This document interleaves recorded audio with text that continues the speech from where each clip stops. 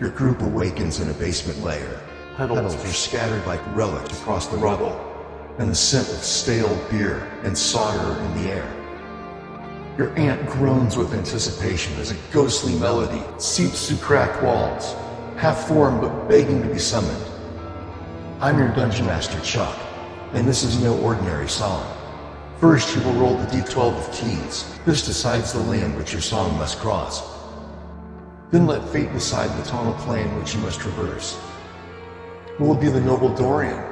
Or perhaps you'll wander into the minor mists of Aeolian? Or find yourself swaggering through Mixolydian, where major scales are made of leather. Once your tonal fate is set, roll the d8 of harmonic structure. To shape your verse, your chorus, or bridge, roll a 1 or an 8 plants you firmly on the 1 chord, while the other numbers will chart stranger tales. A d4 of mood will determine major or minor energy. But you may override it like any cunning bard would. Your quest is not to write a song. It is to discover one buried beneath the noise, hidden in the math of chaos, made holy by distortion and delay. Plug in, roll true, and let the melody find you. How many of you, when you're writing songs, kind of get stuck in the same place? You're writing the same chords, sometimes the same progressions. Can't seem to get out of the rut. You might be playing a little bit differently, but they're all kind of basically the same. I created this Dice Roll Chaos Songwriting, and I've put the Sounding Torture Grrlz on here because I like to use them as my way to get out of my own head and write. And so I kind of made it a little punk rock zine-ish like, but basically we're going to roll dice to figure out the key of the song, the mood of the song, the progression of the song. What this is going to do, it's going to force you to break habits. And for me, I am not a professional songwriter, but I love writing songs. I can't tell you how many songs I've written over the many years I've been doing this. I never really learned how to play cover songs that well, so I always wrote my own stuff. Thanks, George Lynch. That's a story. But what this is doing is I'm trying to learn a little bit of the theory. I am attempting to become a better songwriter. I love this because it forces you to break habits. It's making me learn theory kind of fun. I like this. It gamifies theory drills. It's going to level up your chords like XP. Keeps you engaged way longer than doing dry workbook exercises. I got to tell you, started taking lessons again a couple of years ago when this band Freaky Things was really kind of getting going. And I went back to my original guitar teacher I had in high school, who, isn't that much older than me, but he was just one of these genius guitar players. Brett Ecklund, I'll leave a link below. Please go check him out. He finally got me to the point where I said, Brett, I'm overwhelmed with information. I've got to learn this. And that's basically what I'm trying to do, because it's been a good 7 months since we've taken lessons, I think. And I'm wanting to get back into it, but I've got to learn this stuff where everything he's telling me is just in the ear and out the ear, because I'm still focusing on this. Another thing he gave me was just learning my triads and intervals. When I created the Sounding Torture Grrlz, I'm trying to make sure that Sonja, the guitar player, is only using those kind of chords. So we're going to start writing a song using triads, or not just plain bar chords. Use this, and I'll show you how it works and see if you all might be interested in it. Another cool thing is, if you are more advanced, I got to roll a D6 where you could roll modes. Let's try this out. First, we need a D12, because this is like, it's kind of perfect for this, right? So you roll a D12 for the keys. Well, how many keys are there? There's 12. So we're going to roll a D12. I rolled a 3. D. So let's circle that, or we can put it on the back. D. Okay, now I roll a D4 for major or minor. 1 and 2 being major, 3 and 4 being minor. Or I could switch it up and go 1 and 3 major. It's whatever you want, really, but it's kind of fun. 4, we're going to go minor. Because I want to write a minor song. I'm not in a major mood today, especially with the Sounding Torture Grrlz. I mean, they're kind of major sometimes, but not really. So D minor. Okay. Then I got to put on my glasses for this because it was hard to get these key charts in here. I'm going to look over here we got D minor, and here's my 1, my 2, my 3, my 4, my 5, my 6, and my 7. So right there is what we have. Now, here's the structure. What we're going to do is we're going to build the progression. For each chord in a section, verse, chorus, bridge, really whatever you want, however you want to do that, you probably roll for that too. I've got, let's see, 1, 2, 3, 4, 5, 6, 7, 8. Yeah, perfect. 8. That could be just additional whatever you want. How's the song go? It's like, does it have to be ABC? Could we start with the outro, then go into a bridge, and then maybe a chorus, and then, see what I'm saying? It's just kind of fun this way. So let's take a D8, and I'm going to roll this.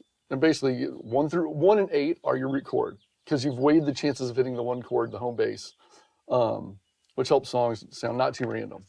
Obviously, I want D minor to be my, my chord. Let's just roll a few and see how they come out. Okay, we've got 5. So I'm going to write a 5 in here for my intro, a 2, a 7, and an 8. Cool. So at least we're landing there. Okay, so the verse, 2. I think 2 in minor is the diminished, yep. Another 2, okay. Starting off in a diminished, that might be weird because that's like usually a transitional thing. A 6 and an 8, okay. If we have a pre-chorus, let's just do a 2-note pre-chorus, or okay, an 8. That can be weird, going from a 1, so 8 and 8, or 8 and 1. Let's roll one more, just a 7, all right.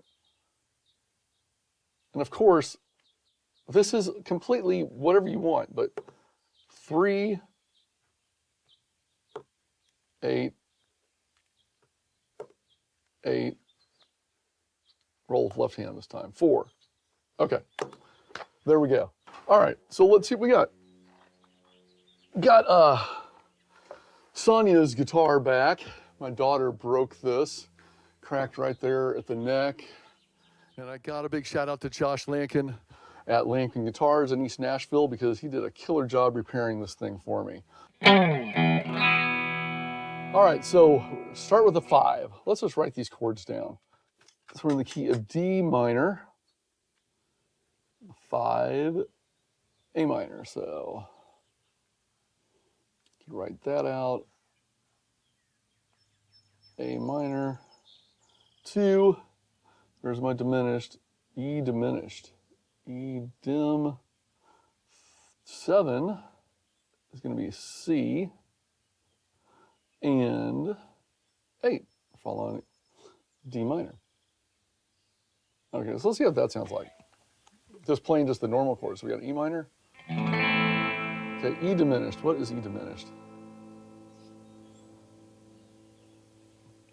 So E diminished chord. So okay.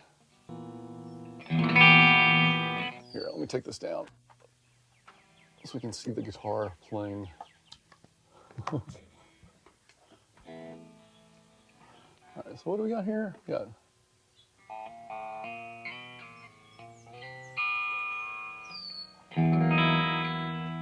maybe like that.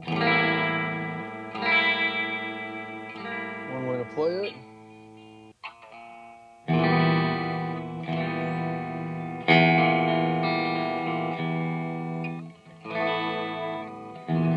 That might be kind of cool. That's dark and weird. Full chorus on there.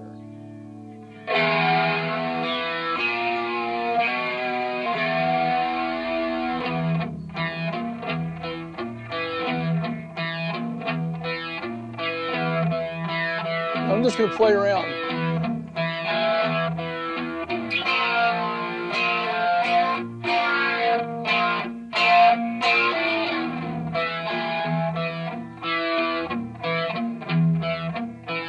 All right, so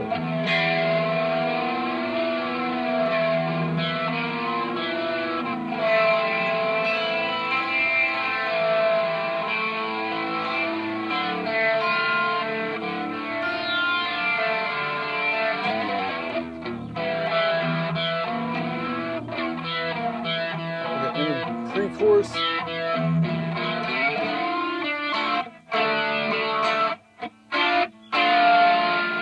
7, which is going to be C.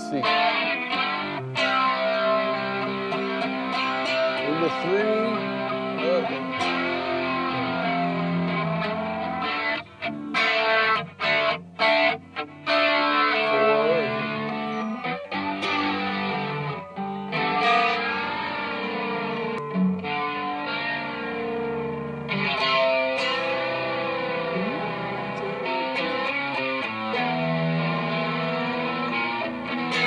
Freya, hey, stop eating the stick.